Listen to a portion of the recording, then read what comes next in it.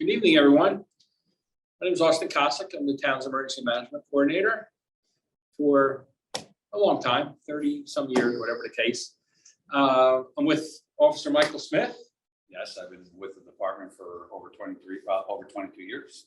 Beautiful. So here's what's unique. Your home, which is a great place to be. We're at the library, and it's a double form of Zoom and in person. And in person tonight is the three of us, Melissa, Officer Smith, and myself. So you got us all. One of the things that I like to do, and I'm sure I could, my colleague here to agree, PowerPoints are good. They're a great tool, but sometimes people get lost with the PowerPoint, don't hear what we're saying. So tonight we are the PowerPoint. So we're going to talk to you about preparedness for weather emergencies, and I'm sure it's going to drift into other preparedness ideas because we're out of the box thinkers, and our plans that we come up with are all hazards. So the things we'll be speaking about tonight will affect the weather emergencies, of course, because that's the topic, but we'll drift out to some all hazards.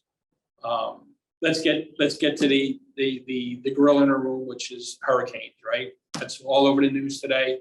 The people down in Florida are taking a tough shot, and hopefully their preparedness, which over the past few days have been all over social media and regular television. But for you folks, and a little trivia, it's 10 years tomorrow of Sandy that hit our area. So if you reflect back what you did 10 years ago, right now, as we're here, I'm sure you're doing some preparedness for Sandy. One of the things that really you want to take a strong look at for your preparedness for hurricanes, and it would be also associated with other known weather emergencies that are coming. So one of the things, like hurricanes, it's not an emergency that's coming and you just don't know about it, it just pops up on you. You know it's coming, so there shouldn't be any failure. The failure for a hurricane for preparedness should not exist because you know it's coming. Find yourself a trusted source. A trusted source that you're going to get accurate weather from, that you're comfortable with, that has a history, and learn the forecast, and now you can do your preparedness for yourself. Clearly, one of the top things you want to think about is a power outage that will affect things in your house, that refrigeration for medicine, food, obviously.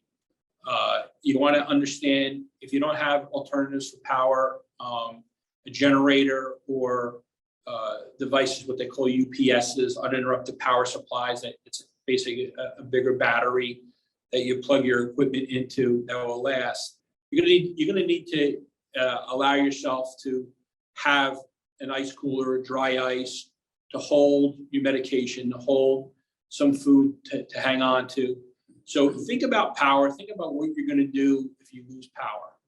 I'm a big, strong advocate for home generators, permanently installed generators, not portable generators. It's a little pricey, but the price you pay will allow you to have partially or full power to your home. And when the lights do go out, you got that comfort of knowing that I have power in my house. Not only does that work for a storm, but I'm sure you're going to see a power outage due to problems with the grid. So a generator, clearly. Portable generators are great to get also. Just keep in mind with portable generators, there's a carbon monoxide that comes out of the exhaust. So you want to keep those generators far from any entry to get into the house of the exhaust. And you want to get those generators off the ground also because of, obviously, with water coming in, you don't want to get the generator flooded. So think about your power with when we deal with hurricanes and weather emergencies of that sort. I mentioned a little quickness on refrigerated medicines. Certainly have medicines that you can put together in the event you need to evacuate, because I'm also a big advocate for to-go bags. I call them to-go bags. It's a bag that you would have in there for any type of a moment you need to leave your home. whether it's for a weather emergency on evacuation or something simple that may be going on into the neighborhood where you need to leave your home. The to-go bag should be put together, and you want to have spare medications into that, copies of your prescriptions. There's a lot of things that can take place behind the scenes of needs that you may need that through Officer Smith and his authorities, which you can touch base on. If you need medication, there's ways of getting it. Right?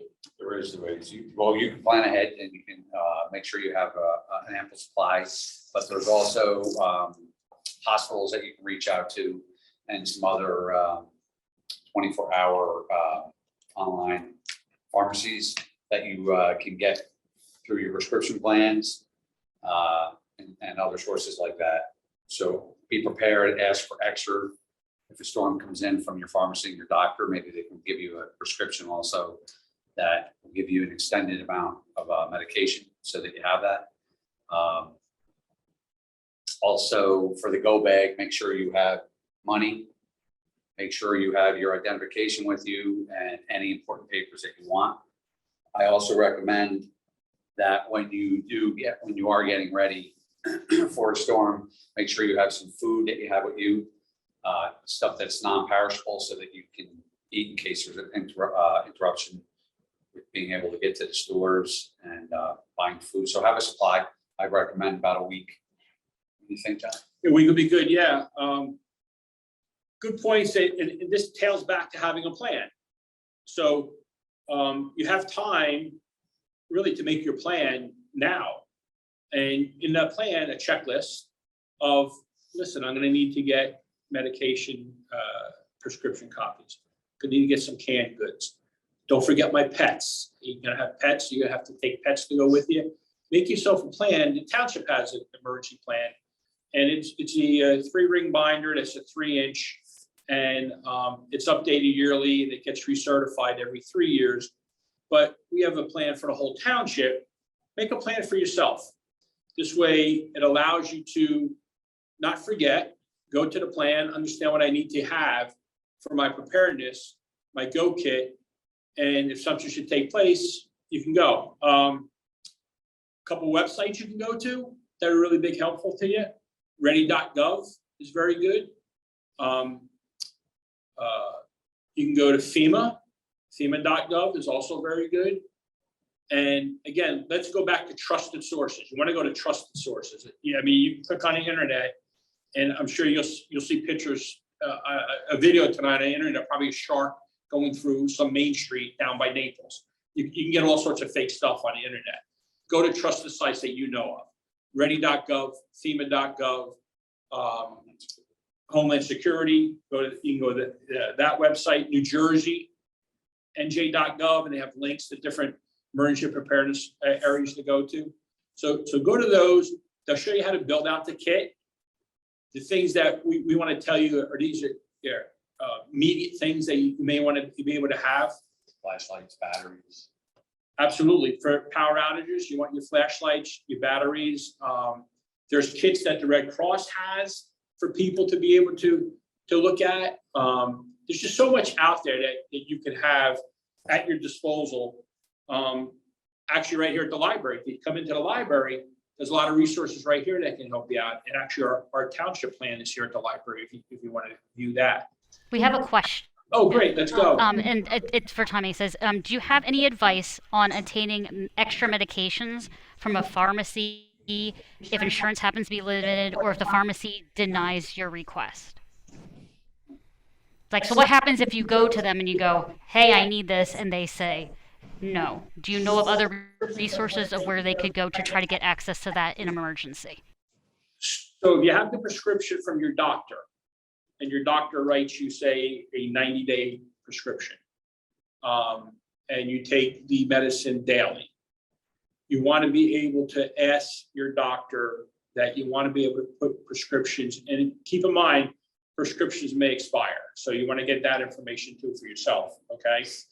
But ask your doctor, you want medication to have, in the event I'm going to be separated from my home, so I have a spare, and they can write you an extended prescription. And this way, when you go to the pharmacy, they'll fill both prescriptions for you to have. In the immediate, say you don't have that, say for whatever reason, you need to evacuate your house.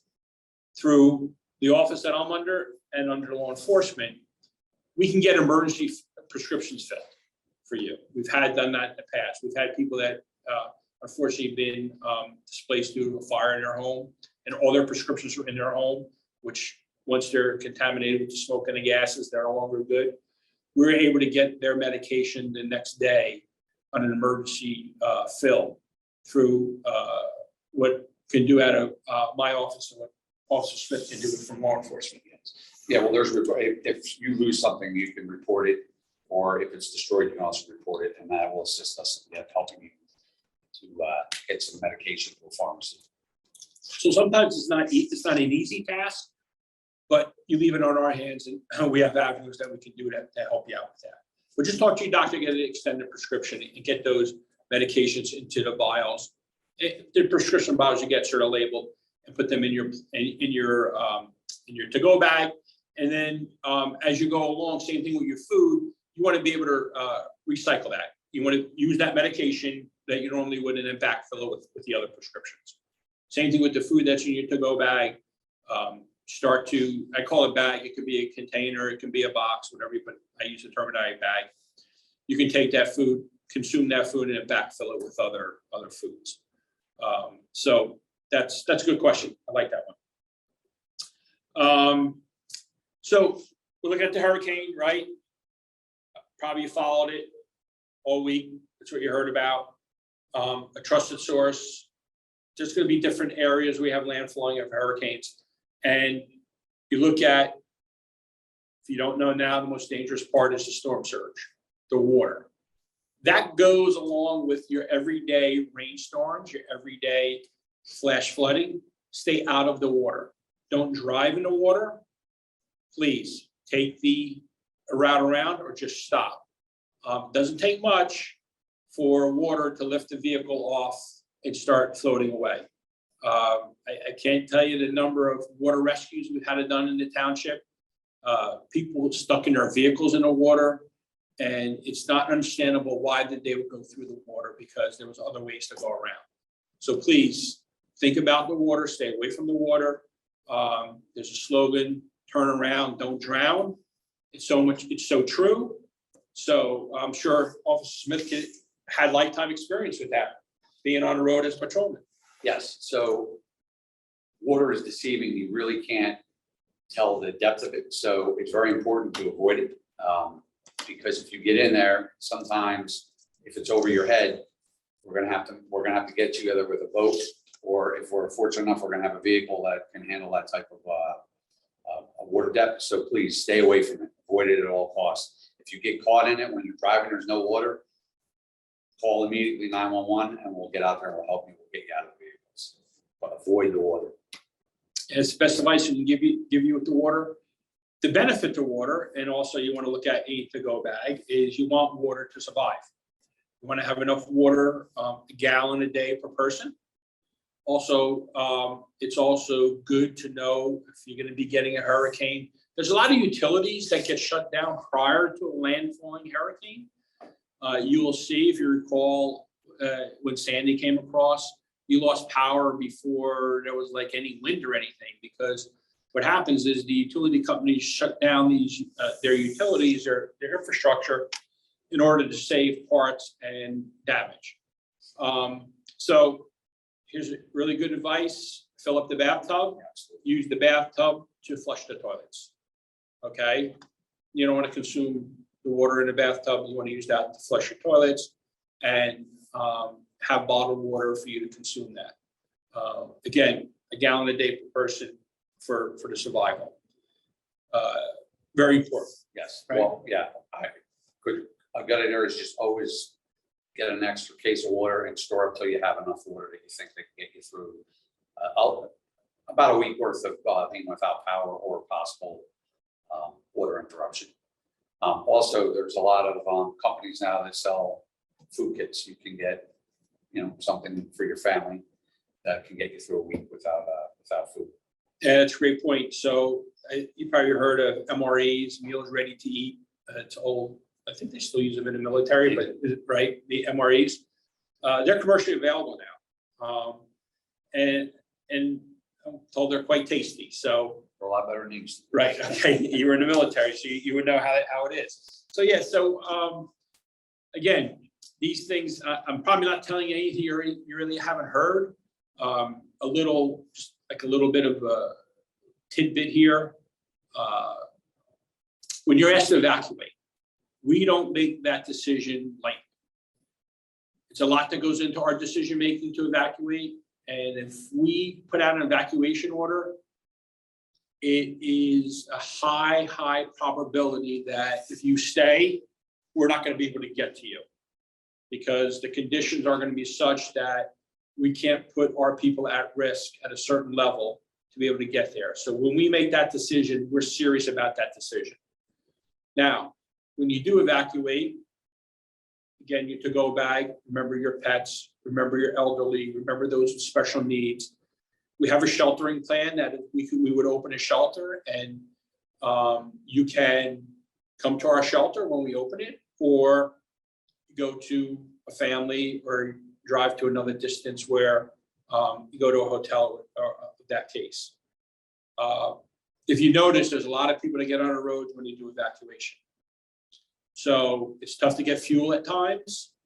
But one of the things that is a big problem these days is those that have electric vehicles.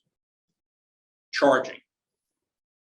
I recommend that you keep your vehicle charged at half all of the time, because if we have to evacuate, now mind you, we're focusing on weather emergencies.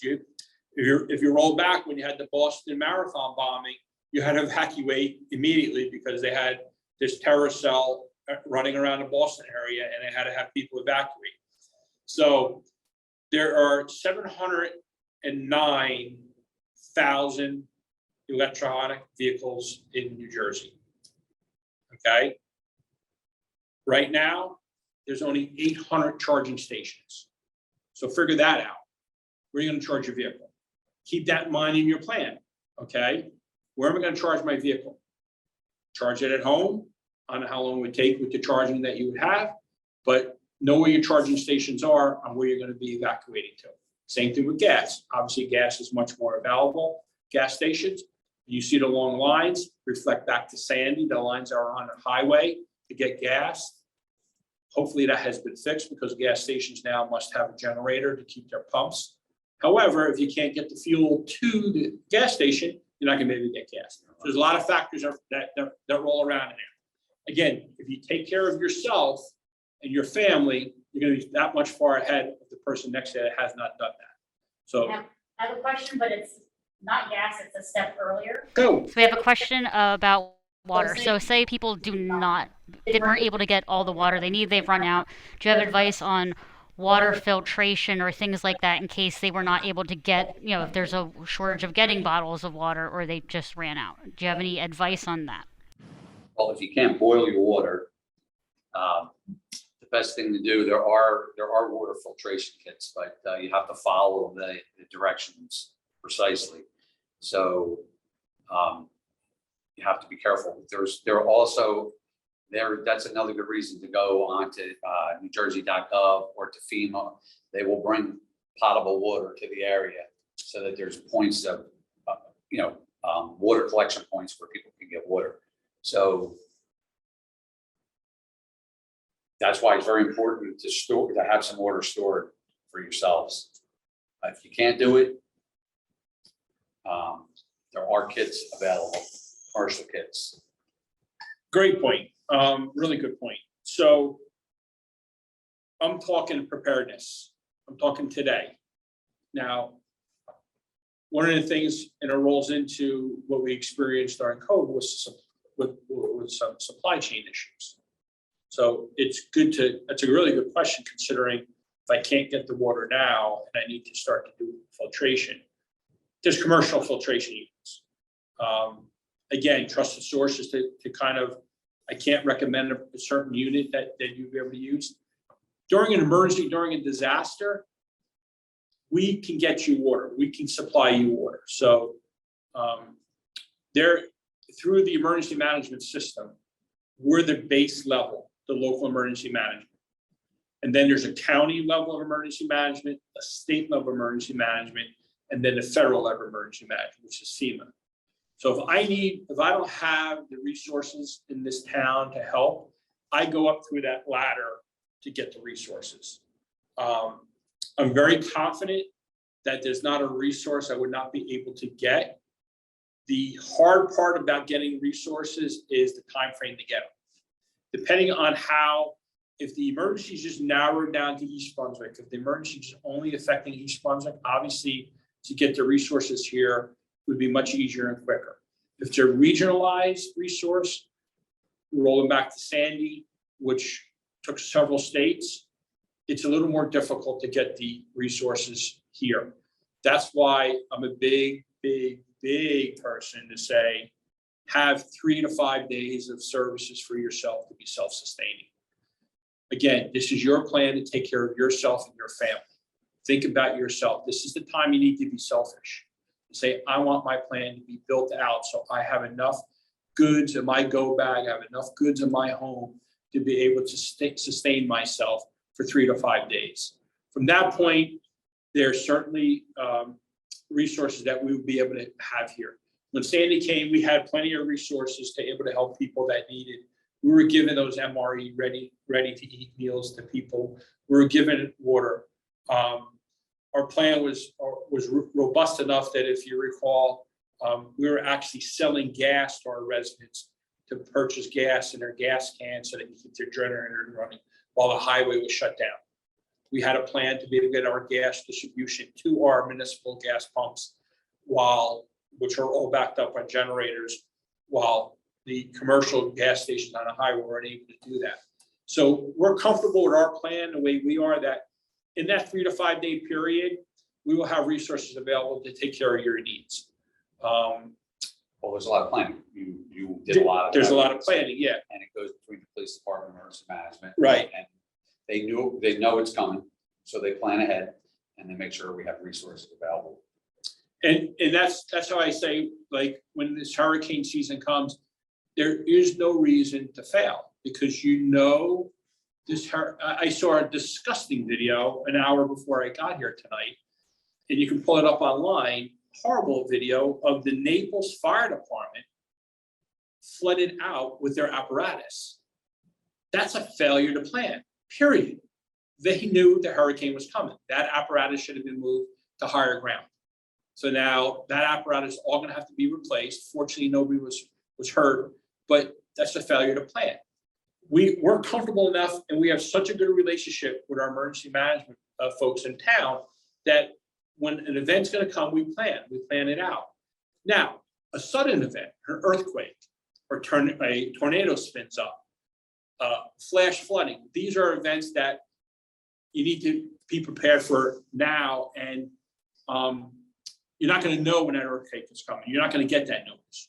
You're gonna get minimal notice for a twister, a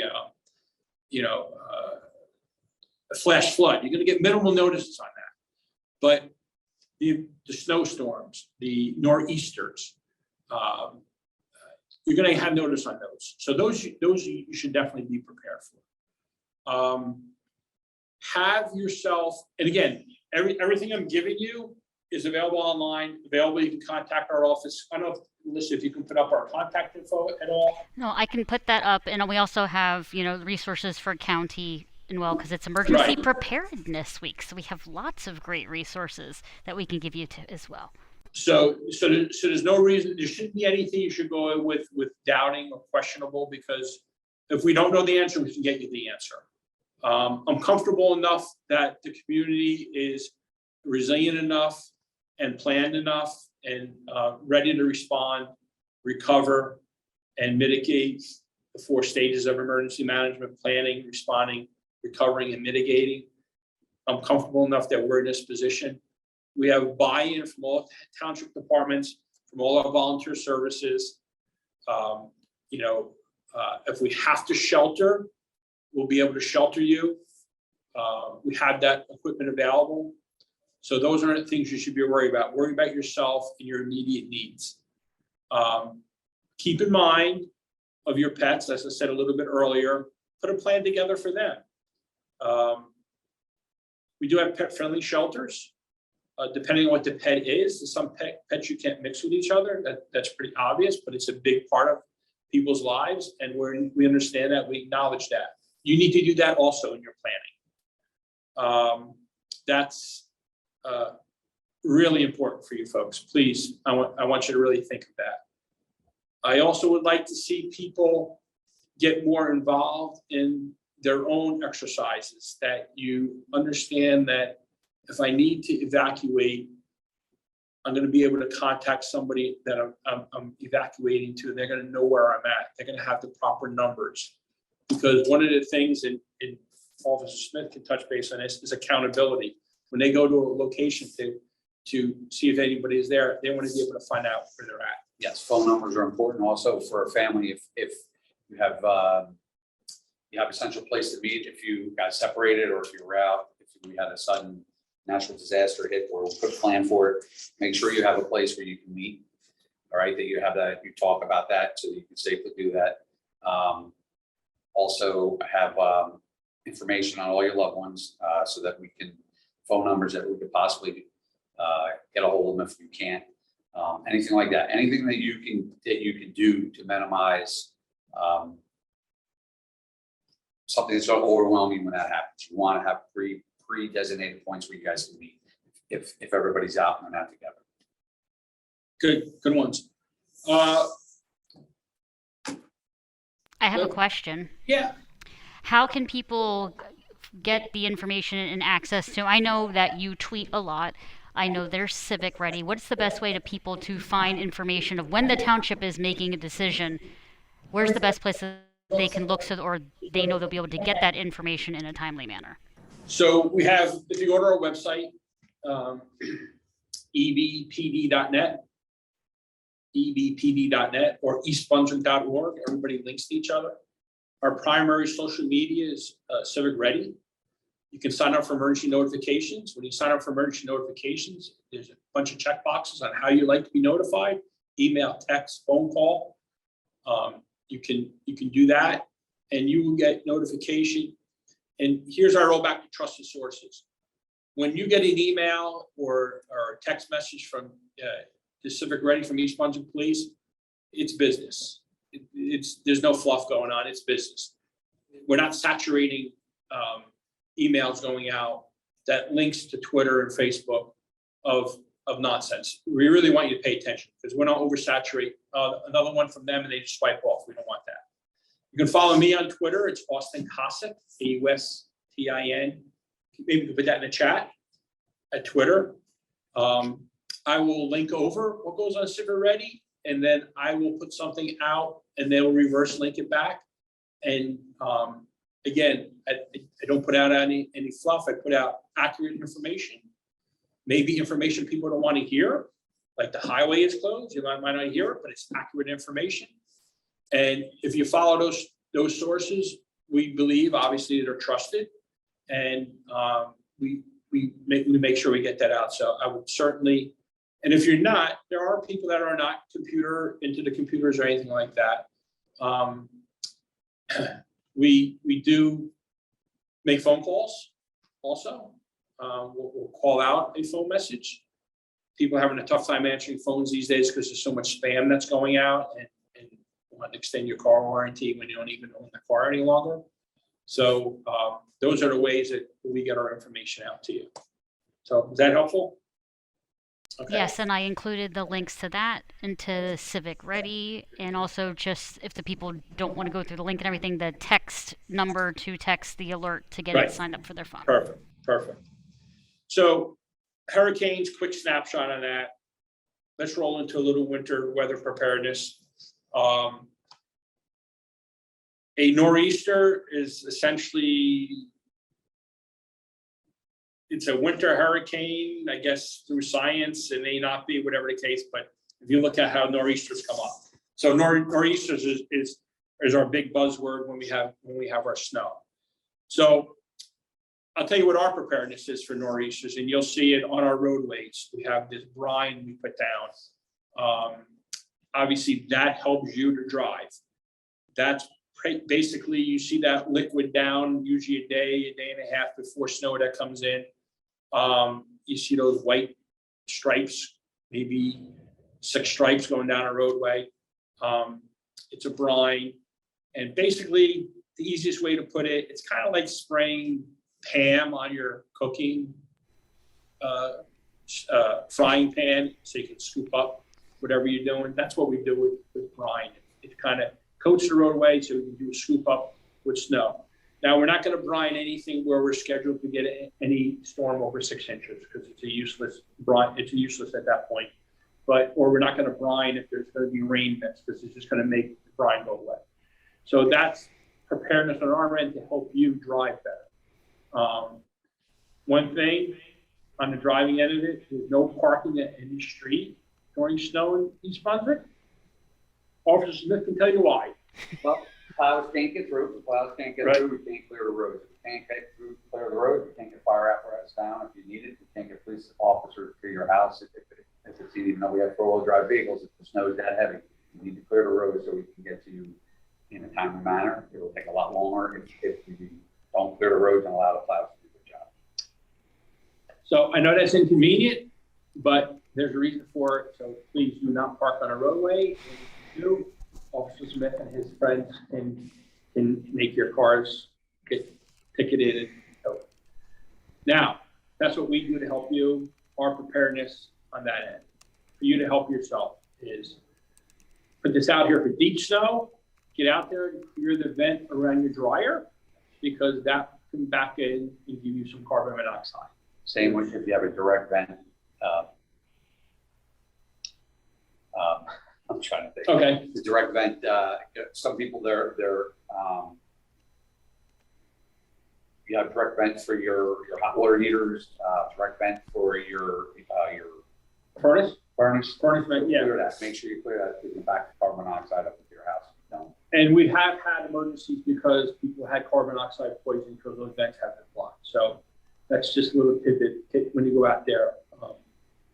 Please clean out that vent around your dryer, and always clean out that fire hydrant closest to your house so the fire department can see the hydrant in the event there's a fire in the area. Again, power outages during snow, obviously a lot different than during the summer for a hurricane. And runs your heat. So push that generator idea in the back of your head to have that taken care of, because that'll really help you out a lot. But do not, by any means, do not go on your roof and shovel your roof off of snow. That's dangerous from the word go. If we get that much snow and you think your roof is going to collapse, just call 911 and we'll send somebody over there from our building department to assess that. Please do not do that. A good kit for in your car in the event you get stuck in traffic coming home. I think we saw that probably 3-4 years ago when we had that sneak up snow in late November, and took people almost 7-8 hours and they didn't even get home from New York City. You want to have a kit in your car with some water, with some snacks, and everything I'm saying to you, you could be scratching your head, say, oh, it's useless, I'm not going to use that. That's where I come with the recycling, okay? Take your water that's in your car and consume it after 4 or 5 months and replace it. Same thing with, with your granola bars, your snack bars. Because if you get stuck on a roadway, and it's very difficult when the plows can't get down a road to get the streets plowed so they're passable. And that happens when these snow. Again, Also, you're gonna go ahead, no. Also, make sure you have, well, I should say make sure, it's a good idea to put some blankets in your car, just in case you get stuck. Because if you start running out of gas, you can't run the car, and it's very cold out, it's freezing. You're gonna want something to keep you warm, and it can save your life if you got stranded for a long period of time. So just throw in the trunk, have some blankets, and maybe a extra hat or two, just to keep yourself warm. Absolutely. That's it's cold when it snows. So please be prepared on that end. Rolling back, it's going to snow. Okay, just like we know there's gonna be a hurricane. Failure isn't really an option. Look at a trusted source for weather. And Can you give some examples of sources of weather that you trust? We talked about this before everyone else joined us. So can you give some examples of resources that you use and that you would recommend? so I would recommend that I feel is trusted, a website called Weather Underground. I believe they give you a very good forecast. The National Weather Service is the telltale, the end all for forecasting. It's not sexy. It's not flamboyant. It tells you the weather. It's not what we call clickbait, but the National Weather Service, everything that we go by is the with the Weather Service on our end. The most trusted source that's out there. NWS Mount Holly covers New Jersey, not New York. The New York National Weather Service does not cover Middlesex County. They cover Bergen, Hudson, Essex, that end of the state. Mount Holly covers Middlesex and South. So you want to go to NWS Mount Holly, National Weather Service Mount Holly, for free weather there. One of the things where, again, it's not a sexy website, but if you go down the website, there's a little tab called Forecast Discussion. Go to the Forecast Discussion, read that, and that's going to give you an idea on where all things are headed. That's a little trick of the trade. Forecast Discussion under the National Weather Service website. You're going to learn a lot there, and you're going to be okay. It's going to give you probabilities of snow. It's 2 to 4 inches or 6 to 8 inches. Some of their mapping is called experimental, but under Forecast Discussion, it's actually the meteorologist talking. There'll be some words in there that nobody's going to ever understand because they're deep weather words, but you're going to get the idea of what they're saying in Forecast Discussion. So those are trusted sites. Again, you'll find on our Civic Ready and my tweets, I'll put out our timing, our amount of snow that we're anticipated to get.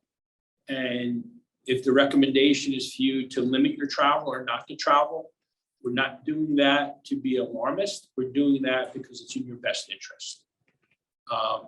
Again, it bothered me what happened that I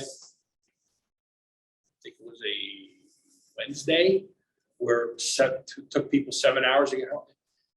Yeah, again, I don't know how this even happened, but there was kids in schools up in Essex County. They didn't leave the school that night. Again, that's a failure of planning. So please plan, and I want to drive it home that you can do this easily. Going to these websites, you can call my office. We can sit down and go over this. But if you plan your work your plan. Plan your work your plan, and you'll be successful at this. So good points for the winter. All season tires on your vehicle. Don't worry about chains. We're not chains are a thing of the past for our area. If you're going to go shovel your snow, loosen up a little bit because it is a workout. Hydrate. Shovel often, don't wait till it piles up. Absolutely. Shovel every couple inches. Don't wait. I'm talking big nor'easters, 16, 18 inch, 20 inch storms. You want to pace yourself. Please. There's no rush to clear your driveway. Yeah. Take your time. Exactly. I have a question. Shoot. If someone is a senior or has a disability and is unable to shovel, does the township have any, or the senior center have any connections that could try to help connect people so, they'll be able to get some assistance? Do you know of anything? Yeah, great question. And the answer is no. It's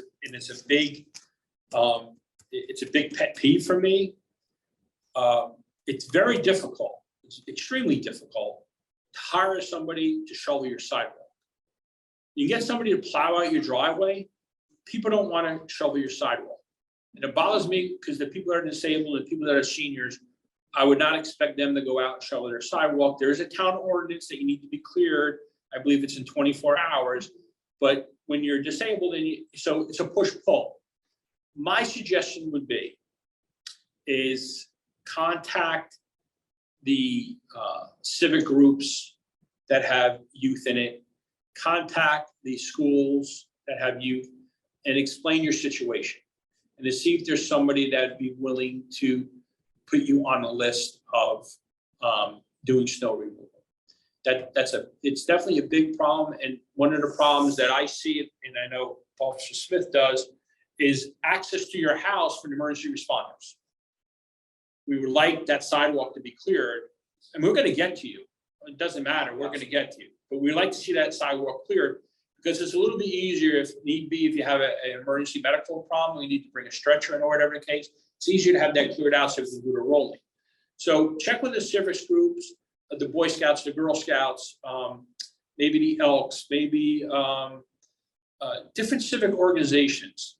And definitely ask the schools. There may be some school clubs that have students that may want to be able to help people with the shoveling. But I do get those phone calls during snowstorms, and I've tried a number of times calling different places. There is literally a small percentage of people that they will shovel sidewalks, but it's very small. It's very difficult to somebody shovel sidewalks. But plowing driveways, you can do that. Very expensive, but that's definitely a great question, and it's definitely an issue that goes on. Our winter weather,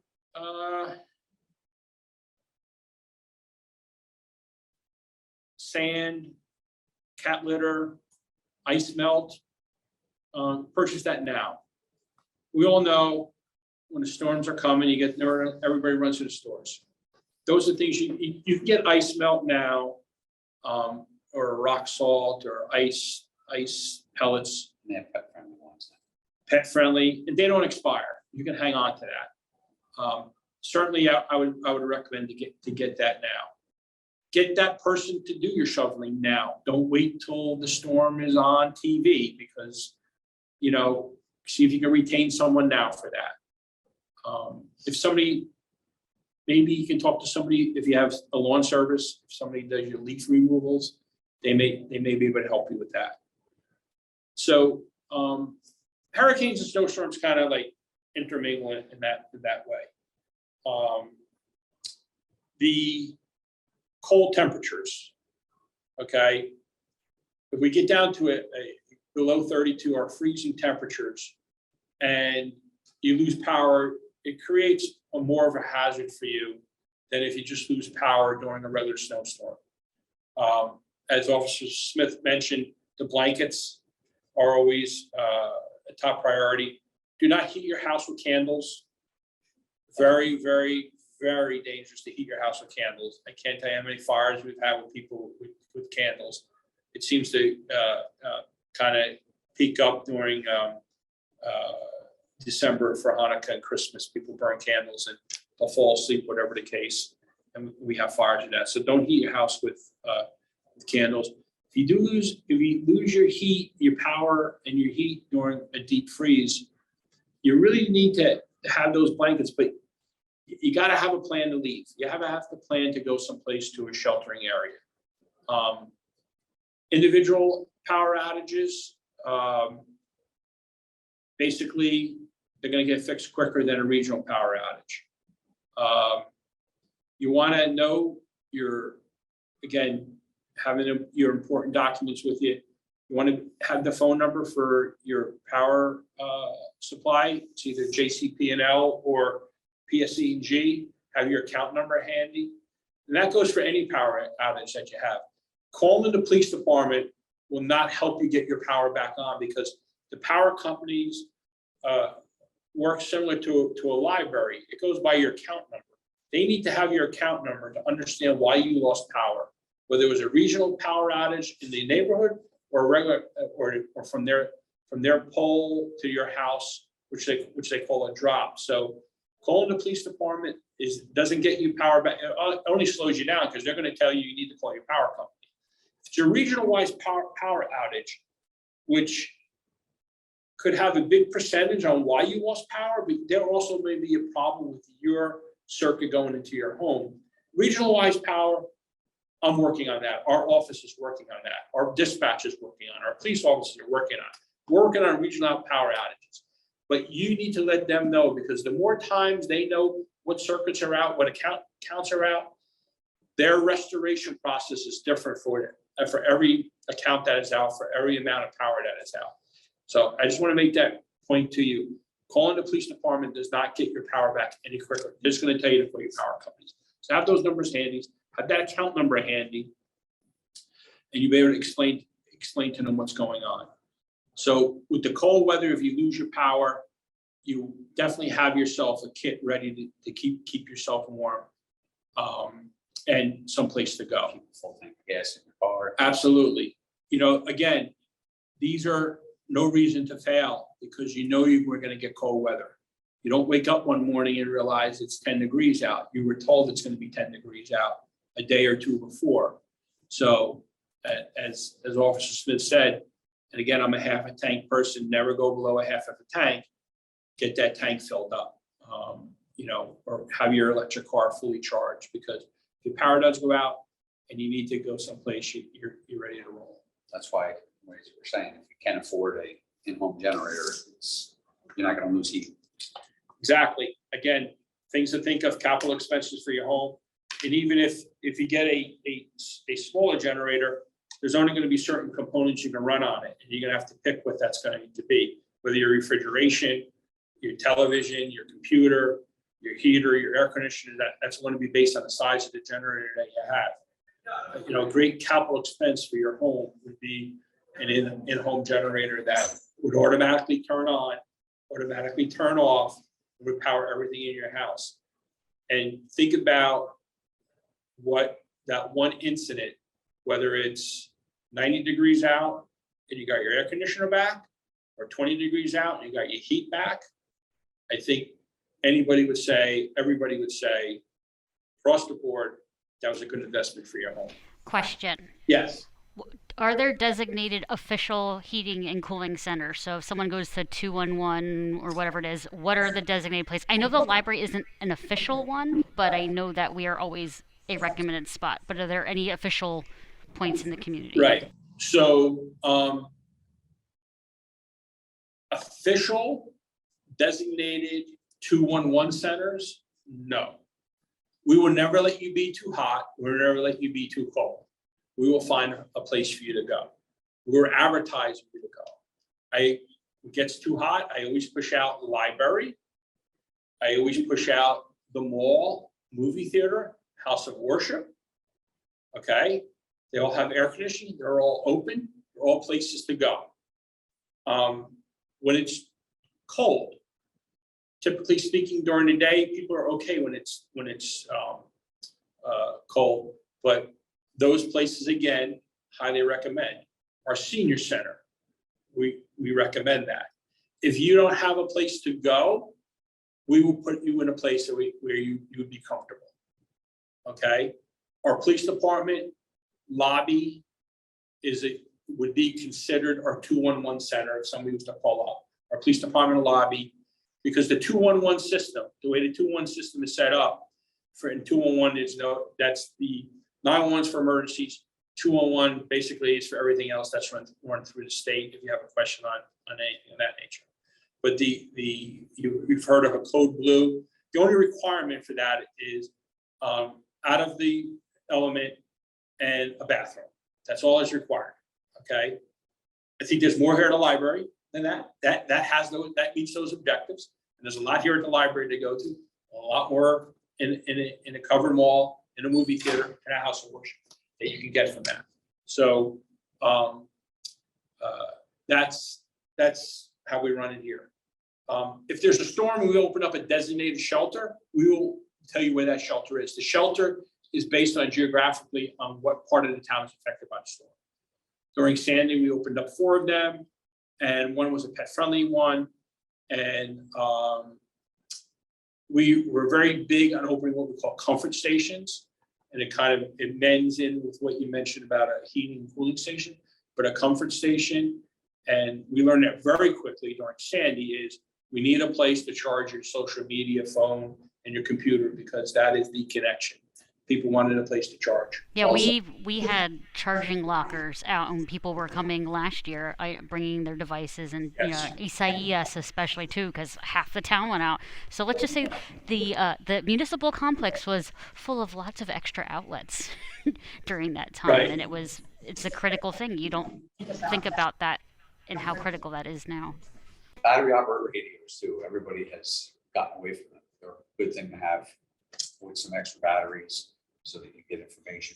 Yeah, so I'm impressed you don't see what's here on the floor here, but there's a battery actually charging this iPad right now that you're seeing me on, which The fishing trip one is great. it's totally I'll put it up on the impressive. camera, but- But not everyone has. You know, if you can take a look at something like that, I mean, I don't know how long it runs for, but 3 hours, 3 hours. But I was saying to Officer Smith, I'm gonna get myself one of these. when this is over. $129 on it. There you go. There's your price, I okay? meant for fishing, but So- you get a solar panel. Right. So just to bounce off what Officer Smith said is that, people don't think of it battery operated radios any longer. They still have the hand crank radios, okay? Which is, when you have nothing, when you lose your social media, when you lose your television, so on your social media, if you don't have power in your home, you're not charging this. You know, you may have a couple of those spare little battery things for that, but we saw it during Sandy. They're gonna go out and we actually had our civil unrest plan in front of us because people were so, I need power, I need power, I need power. And if you recall, areas of town didn't have power for 12 days. So we quickly kind of massaged what we needed to do. We were able to open up what we call comfort station. We had the ability to charge your phone, take a shower, pick facilities where you can take a shower, and kind of have that comfort thing. You still go home at night, sleep in your bed, and you come back and they're open from 7 to 10 p. The whole length of the time. So think of that for yourself. Having a radio, what that will do for you is you're not going to get the social media pop-ups, but you will get the news because part of our plan includes a section called PIO, Public Information Officer, and they put out the information that's going on the internet to the news outlets. And they're going to turn around and put that on a level of television and a level of radio that you're still going to get the information. So we push that out all the way around. We push a full blitz, full go on towards the media so we can get that information out to you. So that's how we handle that. Tornadoes, weather event, clearly, okay? Let me just kind of slide real back. I want to put something in a hurricane. Don't waste your time taping windows, okay? All that does, when you tape a window, the window's gonna break. All that does is make bigger cuts of glass to cut you, as opposed to letting the window just bust and have small glasses. When you tape it, it makes bigger cuts. So you're wasting your time taping your windows. That's just a little side note in case you get that question on Jeopardy one day, okay? The tornadoes, okay? You got a tornado warning. Now, this is one of these where, you know, failure can happen because there's no, you're not notified, all right? You may be notified there's a tornado in let's pick a town, any town USA, it's next to us, and it's coming along, and we have an idea where a tornado may be coming down Route 18. Interior of the building, okay? If you get to a lower level, absolutely, that's where you want to be. Stay away from the glass at this particular point. You don't want to be near the glass. You don't want to, there's some stuff out there, open the windows, close the windows, just leave it. Just get into a safe place, okay? Get into a safe place. Interior of the building, preferably if you have cinder block buildings. Obviously, we have some cinder block buildings. One of the nice things about the older schools we have in town, they're really fortified. I would pick one of those to be in for a tornado, anything, because they're very fortified, the older schools. So interior, basement, doorways, stay away from storm chasing. Please stay away from storm chasing. That just creates a lot of problems for us in the emergency response community. Get into the interior. Same thing for an earthquake. You want to do the same thing for an earthquake. You're not going to get the notice on an earthquake. If the ground starts to shake, get into the interior of the building, okay? I know that's not quite weather related, off topic, but I said earlier, we're all hazards group here. That's what we do. Again, I'm giving you these tips on evacuation, but you can be needed to evacuate for something that's not weather related, right?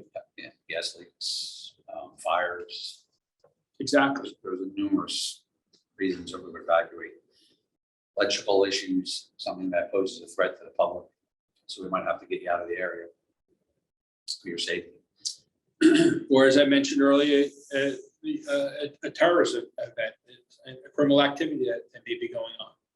So, Have to be prepared to move. right. So one of the things you hear, weather related, but also out of the box, all hazards, is shelter in place. Okay? Shelter in place, shelter in place, shelter in place. Well, you do that more often than you know, sheltering in place. A rainy day, you're not going outside, you're sheltering in place. You'll get direction on what to do when you shelter in place. You may be told when you shelter in place to shut off your air conditioning unit because the atmosphere out there, due to maybe as Kind of a spill. a spill of some sort, or we'll tell you to close your windows. Don't open your door, all right? Could be criminal activity going on, shelter in place, okay? Stay away from the windows. Right, all right? You'll get directions on what to do, but please don't get scared when you hear shelter in place. You do that more often than you know. You just want to stay home today, or when it's too cold, you stay inside. It's too hot, keep the air conditioner on. So it's done more often than you know, but that's the reasons why we do it, because what's going on outside, we just don't want you to be out there right now. We're very aggressive on trying to get you back to your normal life as quick as you can. That's the best thing we can do for you. And please just keep in mind that when we do ask you to do these certain things, there's a lot of thought that goes behind it, and it's for your best interest all the way around. We're 24 square miles, almost 50,000 residents in town. What we may do at one end of the town doesn't affect the other end of the town, but that's why we're doing it. I think another thing along with weather, associated with weather, is the freeze. Please, there is no ice fishing in town. There's no ice skating in town on these lakes or anything. We're opening up hopefully going to be opening up a ice skating rink in the next couple of years. And that would be your opportunity there to do that. Please stay off the ice. We've had emergencies on the ice. And I think although we are prepared, we do respond to those. You can see what hazard that presents for the rescuers and the first responders to go through. Barrington Lake doesn't freeze. Right. Or the pond house. Do you have any? We're over time. I don't want We'll finish it. to hold people up. What questions do you have? I've asked them for submitting any other ones. Yes, was the medication. I gave the numbers. Right. Numbers for PSCNG and JCPNL on the chat. Good. Civic Ready, their Twitter, ready.gov, the link to the forecast discussion. Right. What in the chat, I'm giving them. How many people do we have? We only have 3, but we were at 4 earlier, but Oh. these 2 people have been asking questions. Okay, So- good. And I'll leave it. Ask one more question. Was this helpful? Yeah, I can tell you that I've learned some things that I can now read. Okay, good. I'm not on, like, I apologize, I'm not on microphone. I have learned a lot of resources here that I now know that when someone calls the library when something is happening, which is a lot, we get called for the weather forecast at the information desk. It's great. There you go. We pull up the forecast, but I have more tools that I know I can now provide to the 3 people in the chat or anyone who calls or submits a chat request on the website. I think that there's a lot of good resources that you've had, and it's clear too that I've shared the website and stuff. But are there any other myths you say, things that you think are going to happen in the next week that people should be prepared for? Don't plan any outdoor activity this weekend. It's gonna rain. Okay? We're gonna get some rain from however you want to explain it, Ian. Remnant. All right, however you want to do it. We're going to get some rain. No, we're not going to get a hurricane. We're not going to get a tropical storm. We're going to get much needed rain. We need rain. So don't plan. Maybe Sunday. We might get EV day in, depending on how quick it goes. Oh, I forgot about EB We might Day get is EV Sunday. day in, but That's in the afternoon. It's going to be muddy. Yeah. Saturday, I don't know. Is there a records game Saturday or whatever This on Saturday? I think they were just here last weekend, so they're probably away. Let me just throw one thing out to the three out there. Was any of this helpful? No, I'll Did wait to see. you get one thing out of it? Please write in the At least chat. one thing. If it was zero, please tell us zero. Was any of it helpful? Is it what you expected you were going to get onto tonight? Let's see. Well, wait a minute. Well, I'm going to thank you while we wait Okay. for them to come in. Perfect. Yes, and the answers and presentation were very helpful. Beautiful. Okay. Did Judge hit 61? I don't know. I'd have to Google that for you. They might be watching Judge also. I can't be the. They said it was fantastic, so we're Yeah, getting okay, great good. feedback. Right. Yeah, and Yeah, let me give you my phone number. You ready, folks? You can copy this down. Okay. It's 732-390-6947, 732-390-6947. That's 24/7. It rings 2 times at my desk, then it boots right over to my cell phone. I will answer it. If I don't, it goes to voicemail. I'll get back to you as soon as I can, which is quickly because I'm on the phone with somebody else. So that's 24/7 for emergency management only. If it's an emergency, 911. You got questions what we have to do?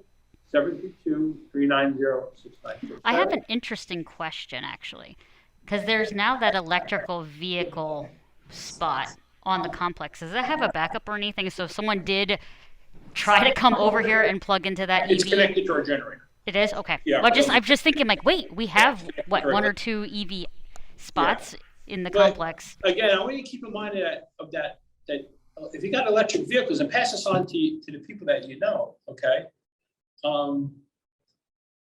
709,000. It's a lot. And how many electric stations are there in East Brunswick? I believe I counted in East Brunswick, there's only 9.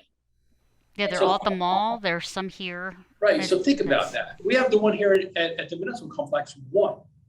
And I'm told certain type of cars, it could take up to 30 minutes to fully charge. And also, they said not all of the charging stations are accessible to every make and model, too, apparently. There you go, okay? So it's So- probably important to even Yes. more if you have an electric vehicle, look into it and a generator. Right. And then we'll give you Officer Smith's phone number. Yes, community policing number is 732-390-6938. You can call us. If we're not there, we'll get back to you. Just leave the phone number.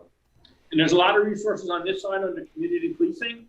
That's a whole lot of crime prevention and do your quick what you can do, and maybe people get a grab on that. Well, we work a lot with the schools. We also have some outreach programs for if people need information for homeless, but we would refer you out to some phone numbers. We also do, if you want your home assessed, we will look at your house to see we can make an assessment, if there's any vulnerabilities through crime. Remember, not everything can be prevented, but we can look at things. And if there's any other questions you want, you can just reach out to us. If I don't have the answer, I can get it for you.